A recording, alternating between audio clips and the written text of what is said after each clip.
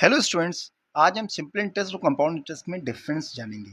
ठीक है। क्लास 8 में एक चैप्टर है कंपाउंड इंटरेस्ट और एक बच्चे ने मुझसे पूछा कंपाउंड इंटरेस्ट के बारे में मुझे बताइए।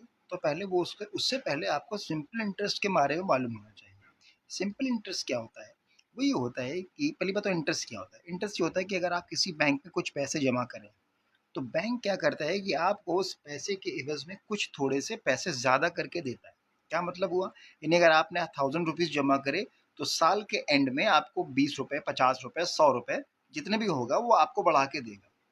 उसको हम परसेंटेज में बैंक या जो भी आपको पैसे दे रहा है वो परसेंटेज में बताता है। सपोज बैंक ने आपसे कहा कि भाई हम हर साल पर एनम आपको 10% का इंटरेस्ट देंगे। 10% का मतलब ये होता है कि 10/100, यानी अगर आप 100 रुपये जमा करते हो तो आपको 10 रुपीज़ एक्स्ट्रा देगा। ये इसका मतलब होता है 10% का। ठीक है। आप निकालोगे कैसे? आप कितना हमको मिलेगा? तो 1000 पे 10% मिलेगा, यानी आप 1000 का 10% निकाल दो। वैसे निकालते हैं, सबको पता होगा। ठीक है। ये 2 ज़ीरो कैंसिल, ये 2 ज़ीरो कैंसिल, यानी आपको 100 रुपये देगा। किस पर?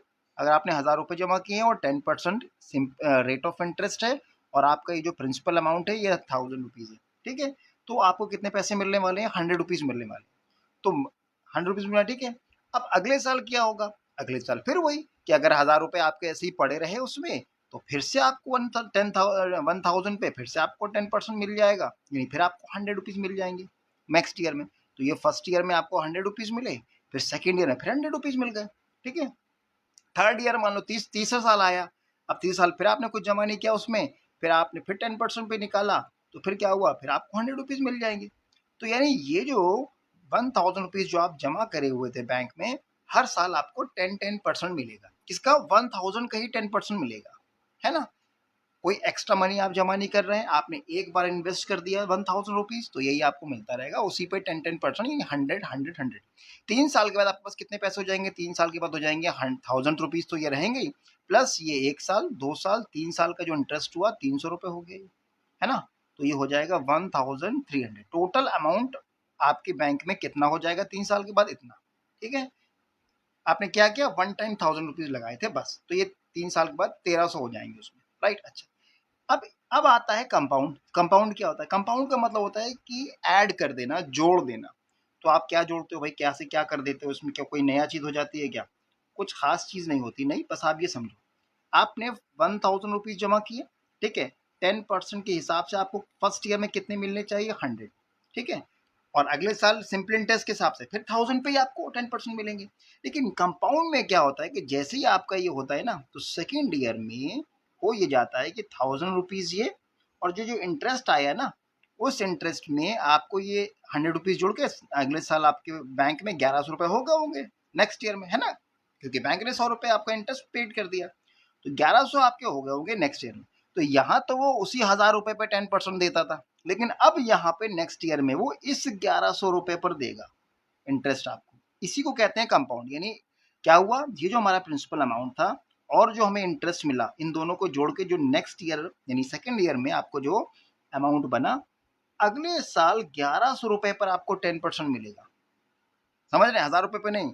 यहाँ पे क्या था? 1000 रुपये ही मिल रहा था हर हर बार। यहाँ पे 1100 पे आपको मिलेगा। तो 1100 मिलेगा तो कितना मिल जाएगा? अब यहाँ पे इसको मैं हटा के ऐसे 2 जीरो यहाँ लगा तो ये कैंसिल हुआ। 11 टेन अब 110 मिलेगा। तो थर्ड ईयर में क्या होगा? थर्ड ईयर में ये होगा कि आपके 1100 रुपये थे बैंक में सेकेंड ईयर में, अब ये 110 रुपीज़ इसमें ऐड हो जाएंगे, तो आपके पास हो जाएंगे 1210 रुपीज़, है ना? अब आपको जो थर्ड ईयर में इंटरेस्ट आएगा, अब वो 1210 रुपीज़ पे आपको 10% दिया जाएगा। अब कितना इंटरेस्ट बन जाएगा आपका? अब बन जाएगा, ये जीरो कैंसिल हुआ, ये एक जीरो ये कैंसिल हुआ, 121 रुपीज़ बन गए। अब थर्ड ईयर के लास्ट में आपका कितना इंटरेस्ट हो जाएगा? कितना टोटल अमाउंट हो जाएगा? तो 1210 तो अब हो ही गए थे, प्लस ये 121 रुपये और हो गए, यानी 1331।